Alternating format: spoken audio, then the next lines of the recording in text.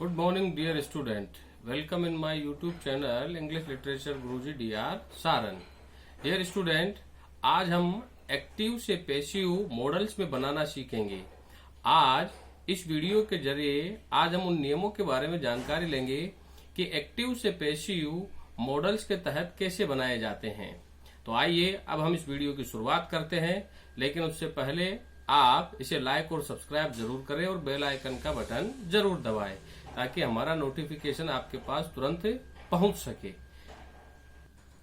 Dear student, आज हम शुरू करते हैं एक्टिव टू पैसिव मॉडल्स में बनाना.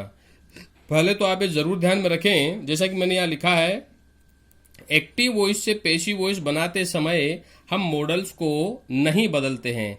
एक्टिव से पैसिव में हम सब्जेक्ट को ऑब्जेक्ट के स्थान पे, ऑब्जेक्ट को सब्जेक्ट के स्थान पे लिखते हैं, और पैसिव में हेल्पिंग वर्ब ऑब्जेक्ट के अनुसार आती है और वह बदल जाती है, लेकिन मॉडल्स को नहीं बदला जाता है. एक्टिव वॉइस में सब्जेक्ट के अनुसार जो मॉडल आती है, पैसिव में भी उसी मॉडल का इस्तेमाल होगा. इसीलिए हमने लिखा है पैसिव वॉइस में मॉडल्स के बाद बी प्लस वर्ब की थर्ड फॉर्म का यूज करते हैं. जैसा कि मैंने आपको पिछले वीडियो में बताया था, मैंने कुछ परिवर्तन बताए थे कि अगर एक्टिव वॉइस के वाक्य में वर्ब की फर्स्ट फॉर्म के साथ अगर आईएनजी आती है तो मैंने आपको बताया था कि हम उसमें हेल्पिंग वर्ब के बाद बीइंग का यूज करते हुए वर्ब की थर्ड फॉर्म का इस्तेमाल करते हैं. और यदि वर्ब की थर्ड फॉर्म आती है एक्टिव वॉइस में तो हम पैसिव में हेल्पिंग वर्ब के बाद बीन लगाते हुए वर्ब की थर्ड फॉर्म का इस्तेमाल करते हैं. और आज ये भी जानिए आप कि मॉडल्स के बाद यदि एक्टिव वॉइस मॉडल्स आती है तो पैसिव में मॉडल्स के बाद वर्ब की थर्ड फॉर्म का यूज हम करते हैं. जैसे कि इसे एक पैटर्न के माध्यम से समझिए आप. पैटर्न में है, यदि एक्टिव वॉइस में सब्जेक्ट के अनुसार मॉडल्स आ रही है, वर्ब की फर्स्ट फॉर्म, ऑब्जेक्ट, फिर अदर का यूज होता है, तो जब हम पैसिव बनाएंगे तो पहले ऑब्जेक्ट लिखेंगे. एक्टिव वॉइस में सब्जेक्ट के बाद मॉडल आएगी, पैसिव में ऑब्जेक्ट के बाद मॉडल आएगी, लेकिन मॉडल्स को बदला नहीं जाता है. यहां एक्टिव वॉइस में जो मॉडल होगी पैसिव में उसी मॉडल का इस्तेमाल होगा. फिर बी लगाते हुए वर्ब की थर्ड फॉर्म, फिर बाय, फिर सब्जेक्ट का प्रयोग करेंगे. और जैसा कि मैंने बताया, अदर का यूज आप बाय के पहले भी कर सकते हैं और बाय के बाद भी कर सकते हैं. अब हम इस पैटर्न को एक एग्जाम्पल से समझेंगे. जैसे कि मैंने एक एग्जाम्पल दिया है, I can solve this puzzle. अब इसका पैसिव बनाया जा रहा है तो पैसिव में पहले ऑब्जेक्ट लेंगे, तो ऑब्जेक्ट है यहाँ पे दिस पजल है. यहाँ पर मॉडल है कैन, तो यहाँ पर भी हम कैन ही लिखेंगे क्योंकि मॉडल्स बदलती नहीं है. और मॉडल में के बाद पैसिव में बी लगाएंगे, बी सॉल्व की थर्ड फॉर्म सॉल्व, बाय, आई किस में चेंज होगा, मी में. तो इसका एक्टिव वॉइस है, I can solve this puzzle. मैं इस समस्या को हल कर सकता हूं. पैसिव बना, this puzzle can be solved by me. यह समस्या हल की जा सकती है मेरे द्वारा. यह एक्टिव वॉइस का एफर्मेटिव वाक्य है. अगर एक्टिव वॉइस के नेगेटिव वाक्य में मॉडल के बाद नोट का यूज होता है तो हम पैसिव में भी मॉडल के बाद नोट का प्रयोग करते हैं.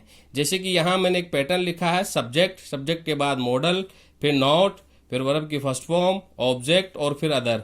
तो जब हम इसका पैसिव बनाएंगे तो पहले ऑब्जेक्ट आएगा. अब चूंकि मॉडल बदलती नहीं है इसमें, यहाँ सब्जेक्ट के अनुसार जो मॉडल आएगी पैसिव में भी वही मॉडल आएगी. बाद में हम नोट लगाएंगे, फिर बी, वर्ब की थर्ड फॉर्म, बाय और फिर सब्जेक्ट. अदर को आप कैसे भी लिख सकते हैं. आइए अब इनसे एक एग्जाम्पल से समझेंगे. जैसे कि मैंने लिखा, they will not show him hotel way. तो इसका जब हम पैसिव बना रहे हैं तो ऑब्जेक्ट है इसमें हिम, तो हिम चेंज हो गया ही में. अब मॉडल चेंज नहीं होगी, यहाँ विल है तो यहाँ भी विल. अब नेगेटिव है तो नोट आ रहा है एक्टिव वॉइस में मॉडल के बाद, तो पैसिव में भी नोट आएगा. नोट, बी, सो की थर्ड फॉर्म, सॉन. अब ये होटल वे अदर है, आप इसे बाय के पहले भी लिख सकते हैं, बाय के बाद भी. Hotel way by them. अब आइए हम इसे इंट्रोगेटिव में इसका एक्टिव टू पैसिव बनाना सीखते हैं. जैसे कि मैंने इंट्रोगेटिव का पैटर्न लिखा है यहाँ पे. जब हम इसका एक्टिव वॉइस बनाएंगे तो इंट्रोगेटिव वाक्यों में मॉडल का प्रयोग सब्जेक्ट के पहले होगा, फिर वर्ब की फर्स्ट फॉर्म, ऑब्जेक्ट, फिर अदर का यूज. उसी तरह जब हम इसका पैसिव बनाएंगे तो मॉडल का यूज ऑब्जेक्ट के पहले होता है। ये पैटर्न आप जरूर ध्यान में रखिए कि एक्टिव वॉइस एफर्मेटिव तो पैसिव भी एफर्मेटिव, एक्टिव नेगेटिव पैसिव भी नेगेटिव बनेगा, और एक्टिव वॉइस इंट्रोगेटिव तो पैसिव भी इंट्रोगेटिव। जब हम इसे इंट्रोगेटिव बनाएंगे तो एक्टिव वॉइस में मॉडल सब्जेक्ट के अनुसार आएगा और पैसिव में ऑब्जेक्ट के अनुसार, फिर बी वर्ब की थर्ड फॉर्म, बाय, फिर सब्जेक्ट का यूज करेंगे। अब हम इसका पैसिव बनाते हैं, एक एग्जाम्पल के माध्यम से इसे समझते हैं। कैन यू एक्सप्लेन मी, ये इंट्रोगेटिव वाक्य है मॉडल का, तो यहां पर कैन का यूज सब्जेक्ट के पहले हो रहा है, तो इसी कैन का यूज पैसिव में हम ऑब्जेक्ट के पहले करेंगे। तो यहां पर मी है तो मी आई में चेंज होगा, कैन आई बी, एक्सप्लेन की third form explained bye you. तो इस तरह से इसका इंट्रोगेटिव का पैसिव बनेगा। तो डियर स्टूडेंट, आप ये जरूर ध्यान में रखें कि एक्टिव टू पैसिव बनाते समय मॉडल्स बदलती नहीं है। एक्टिव वॉइस में जो मॉडल आती है पैसिव में उसी मॉडल का इस्तेमाल किया जाता है।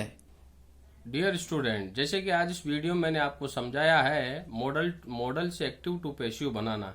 आप इस नियम को जरूर ध्यान में रखें कि मॉडल्स आपस में बदलती नहीं है, और इसी पैटर्न के तहत आप इनके एक्टिव टू पैसिव बनाने की प्रैक्टिस करें।